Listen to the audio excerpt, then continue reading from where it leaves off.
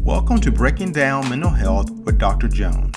In these educational videos, Dr. Jones will discuss mental health diagnosis, clinical supervision, using technology in counseling, multiculturalism, and many other topics to help you get a healthy understanding of why mental health is important. Please don't forget to like, subscribe, and hit the notification button if you enjoy these videos. This episode was created using generative AI tools to support accessibility and clarity. The content is grounded in the research and instructional work of Dr. Michael Jones. Welcome back to the deep dive. I'm really excited about today's session. We're diving into something that's, it's really changing the game in counseling. Telemental health, professional identity, and reflective practice. Our mission, it's always the same. Cut through the clutter, pull out the key insight. Yeah, get straight to the point. Exactly. Give you that shortcut, basically, to being really informed on this huge shift. Think of it like upgrading your professional GPS for this digital world we're in. That's a great way to put it, because it really is an evolution, isn't it? The whole landscape is shifting under our feet. It feels like it. And understanding how your professional identity adapts, or maybe even how it thrives in digital spaces, that's not just about clicking the right buttons on Zoom. Right. It's much deeper. It's this blend of tech know-how, sure, but also a really solid ethical grounding and critically self-awareness. These things aren't optional anymore. They're foundational. Okay, so let's unpack this then. When we talk about professional identity in digital spaces, specifically for telemental health, what does that actually mean? It sounds like more than just, therapy via video call. Oh, much more. Yeah. It's really a fundamental rethink. Think about your professional identity not as this static thing, but as something dynamic, something that has to exist and function ethically in two places now, the physical room and the virtual one. Okay, two places. Yeah. So we're talking about consciously developing and then maintaining a counselor identity that really brings together both virtual and in-person skills. It's about showing up professionally, appropriately across all these different digital platforms. And it's so important that, it's now explicitly part of the CACREP 2024 standards. It shapes how we actually train counselors now. That image, this dynamic, almost shape-shifting identity, it's powerful. So how do you actually form this new kind of professional self? It can't just happen automatically when you get a telehealth account. What's the secret sauce? Right. It's definitely not automatic. It's a deliberate process. And online supervision, that really emerges as, maybe the secret sauce, as you put it. Ah, okay. Supervision. Think of it like a virtual space where reflection happens, where you interact, where you build those skills. Research actually shows a pretty direct link between regular online supervision and what's called an achieved professional identity. Achieved, meaning? Meaning the counselor feels confident, integrated, really comfortable and effective in their role. Without that structured support, sometimes that identity can feel a bit more fragmented or diffuse, as the research terms it. That makes sense. And we've seen how effective distance supervision can be, too, even right from graduate programs, helping students build that identity through these virtual group interactions. Yeah, you'd absolutely need that kind of focused support to really cement a new way of being professionally. And that connects directly to reflective practice, doesn't it? Because it's all about learning and adapting. Exactly. Reflective practice is the engine, really. The ACA Code of Ethics, Section 8.4b, I believe, points to it as this ongoing systematic process for professional growth. Systematic. Yeah, but here's the key. For it to genuinely help form that identity, it can't just be tacked on. It has to be woven right into counselor education, into ongoing training, explicitly. So not just an afterthought. Definitely not. It's about mixing theory with experience and then crucially stepping back to really look at that experience, evaluate it, which, fits perfectly with the CACREP 2024 standard 8.11, integrating self-care, self-awareness, self-evaluation throughout your whole career. It's not just what you know, but how you continuously check in, adjust, and improve.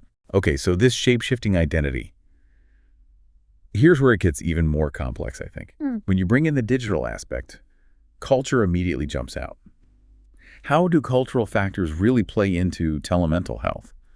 Because, the internet might feel borderless, but those nuances, they can get lost or maybe even amplified. That is such a critical point, and honestly, sometimes overlooked. We have to be really sharp about both cultural competence in telehealth and also the potential for cultural bias baked into digital mental health tools. Baked in. How so? Well, think about cultural values like individualism versus collectivism. These core values really shape how people interact with technology for therapy.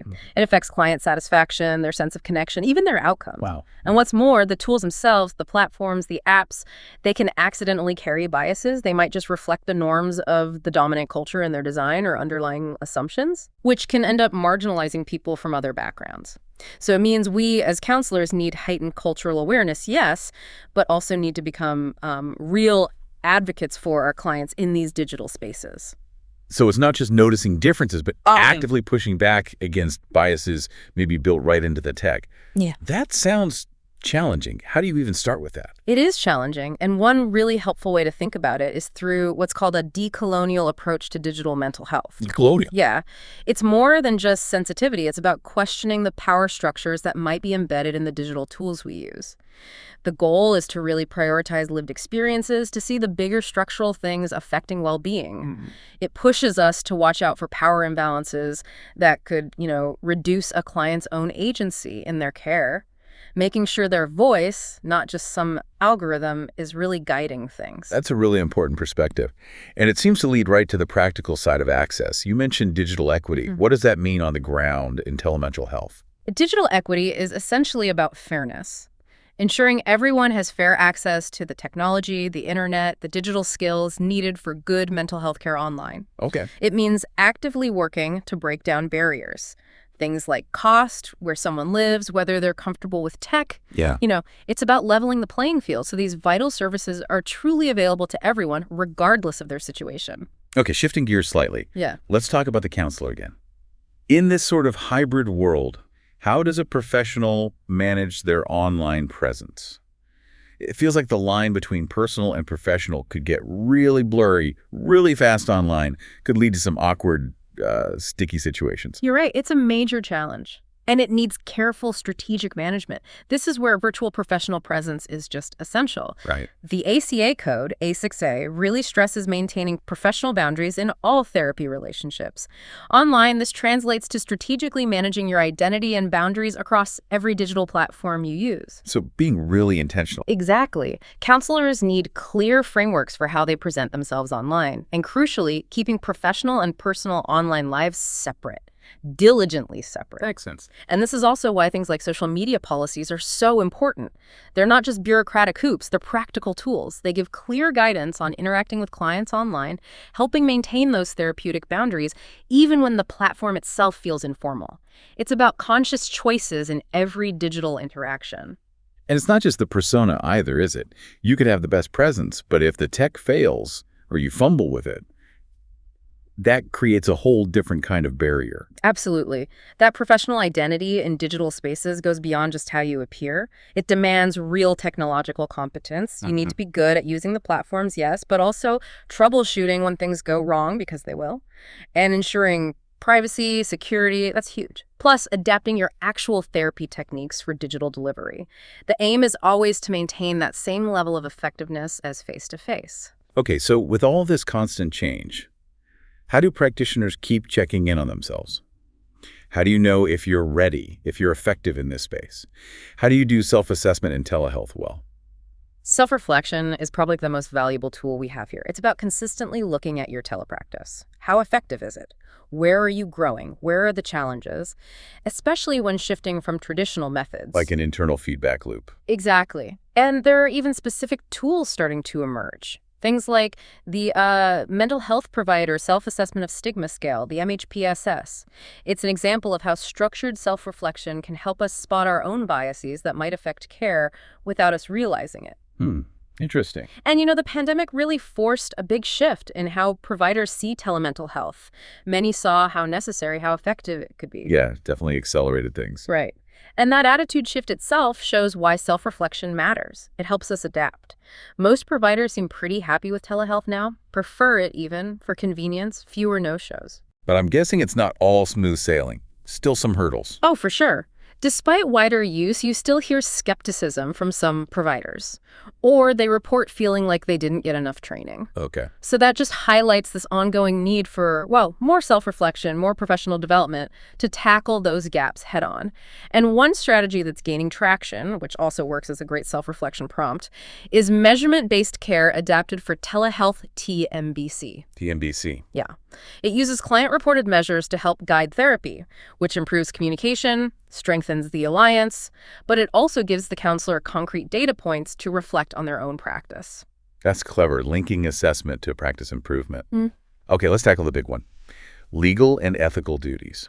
What about things like the duty to warn online or practicing across state lines? That seems incredibly complicated virtually. It is incredibly complicated, and mastering this is a huge part of that digital professional identity. Take duty to warn. The laws about when and how a therapist must warn potential victims, they can differ quite a bit from state to state. So, if your client is in California and you're in New York, which state's rules apply? It creates really complex jurisdictional questions. The legal maze. Pretty much. And that leads right into interstate telehealth practice. Providers have to navigate this web of different state licenses, different regulations. The pandemic saw lots of temporary waivers letting providers practice across state lines. But those rules vary wildly and are often changing. So this complexity demands really sharp legal and ethical decision-making skills. That has to be part of your identity now. So where do you get guidance? Well, the MPCC Code of Ethics offers specific guidance for telemental health. It stresses being competent with the technology and keeping up with all the legal and ethical rules. Basically, you have to stay current on the regulations everywhere you provide services. It's a constant learning curve, really. It really sounds like it. So looking ahead, what does the future hold for this telemental health professional identity? It feels like the evolution isn't slowing down. No, definitely not slowing down. Technology keeps advancing. We're seeing AI starting to enter the picture, other new tools. These will all bring new things to consider for our professional identity. Right. AI. So the challenge will be balancing that innovation, using the new tools effectively, but always keeping those core human-centered principles front and center. Finding that balance. Exactly. And what's absolutely clear is the need for continuous professional development, regularly checking in on your tech skills, your cultural responsiveness, your ethical thinking. We'll probably see more standardized ways to do self-reflection emerge too, which will help support providers. That makes sense. Ultimately, building and maintaining a strong professional identity in telemental health, it just requires constant learning, ongoing reflection, and a real capacity to adapt while always holding on to those core counseling values. Wow. What a journey through this landscape. We've really covered a lot. How identity is shape-shifting online, the vital roles of supervision and reflection, the deep layers of culture and equity, managing presence, the tech side, self-assessment, those tricky ethics, and looking ahead, hopefully feel a bit more equipped to navigate this now. Yeah, and thinking about this for professional learners, the context might change, the tools might change, but the heart of good counseling, that stays the same. It's grounded in ethics and self-awareness. Embracing the digital world, its challenges and its opportunities is really about upholding those core values that define us as professionals. As you think about today's topic, consider these questions. 1, how might this idea show up in your current work or role? 2, what, if anything, might you want to approach differently moving forward?